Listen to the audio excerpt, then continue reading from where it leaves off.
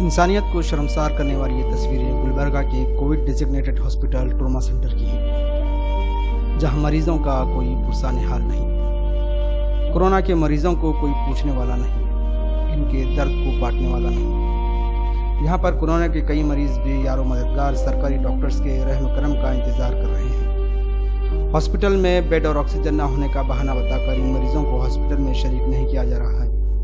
आप खुद देखिए, फर्श पर एक मरीज को लिटाया गया है जो बेयार और मददगार है। ये एक मरीज नहीं, लगता है कि ये इंसानियत है जो बेयार और मददगार पड़ी सिसकियां ले रही है। यह हाल सिर्फ एक हॉस्पिटल का नहीं है, हर सरकारी हॉस्पिटल का यही हाल है, जहां इंसानियत को नोचा जा रहा है, जहां इंसानी जानों की कोई कीमत नहीं है।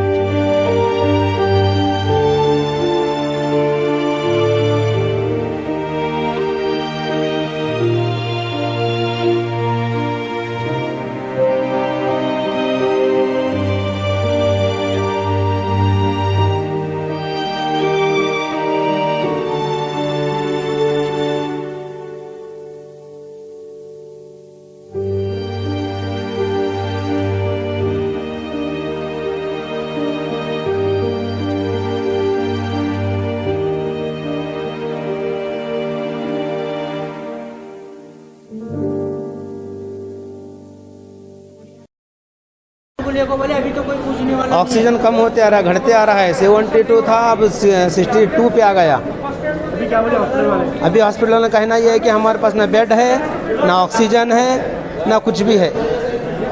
आप जो करना है करो, हमारे पास कुछ भी नहीं है। उनकी जुबानी ये कहना है उनका। मैं 4 बजे से आया हूँ, रिपोर्ट मांगा, रिपोर्ट नहीं, पेशेंट को लेके बोले पेशेंट को लेकर के इधर बैठा हूँ मैं। अभी तक कोई एडमिट कर रहे नहीं, कोई पूछ रहे नहीं। पेशेंट उधर है मेरा सामने, कोई पूछ रहे नहीं। अभी तो कोई डॉक्टर आया नहीं, कोई एडमिट करो बोल के बोल रहा नहीं। ऑक्सीजन लगा सो ऑलरेडी डॉक्यूमेंट्स मेरा 4 दिन से दवाखाने में प्राइवेट में भर्ती करके दम कुआ के अभी इधर लेके आया हूँ मैं। ये आदमी ये लोग लेके आने, वो बोलते अभी आए थे, बेड नहीं है, वो नहीं है बोल के लगाए ये लोग। जिम्स हॉस्पिटल में मैंने भी हमारे रिलेटिव को हम एडमिट किए थे। मैं रियली बोल रहा हूँ, कम से कम नए बोले तो एक 3-4 लोगों का डेथ मैं प्रेजेंट देख रहा हूँ सर। रेस्पॉन्सिबिलिटी कोई भी नहीं ले रहा, totally no one is taking the responsible of patients. क्यों बोले तो क्या कर रहे हो, कितने पेशेंट्स दम आके ऑक्सीजन का प्रोवाइडिंग नहीं है बोल रहे सो ऑक्सीजन भी यूटिलाइज करके प्रॉपरली ट्रीटमेंट नहीं कर रहे। डॉक्टर्स को कुछ तो बोलने गए, बोले तो डॉक्टर भी क्या कर रहे, डॉक्टर ने है वो नर्सों में गए तो डॉक्टर ने है, डॉक्टर आने के बाद भेजतूम बोल रहे, जब तक पेशेंट क्या है डेथ ही छोड़ रहा है।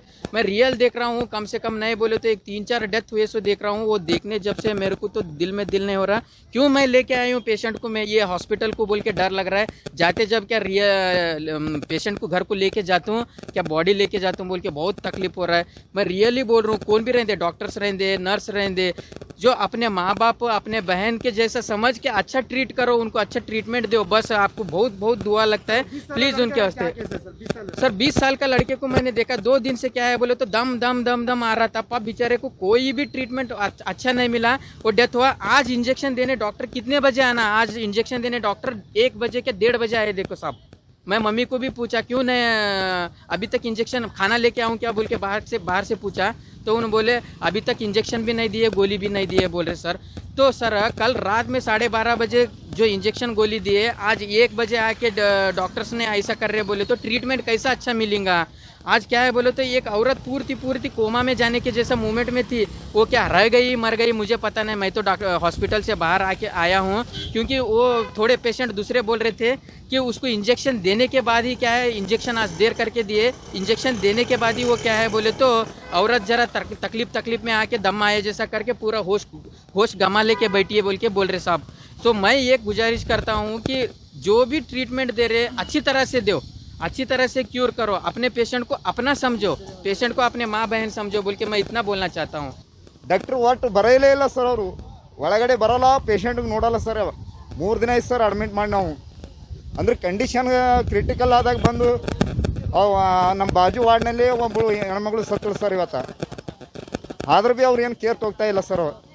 ಅವ್ರ ಮೇಲೆ ದಬ್ಬಾಳಿಕೆ ಮಾಡ್ತಾ ಇದ್ದಾರೆ ಸರ್ ಉಲ್ಟಾ. ದಯವಿಟ್ಟು ಈ ಥರ ಮಾಡಬಾರ್ದಂದು ತಮ್ಮಲ್ಲಿ ವಿನಂತಿ ಮಾಡಿಕೊಳ್ತೀವಿ.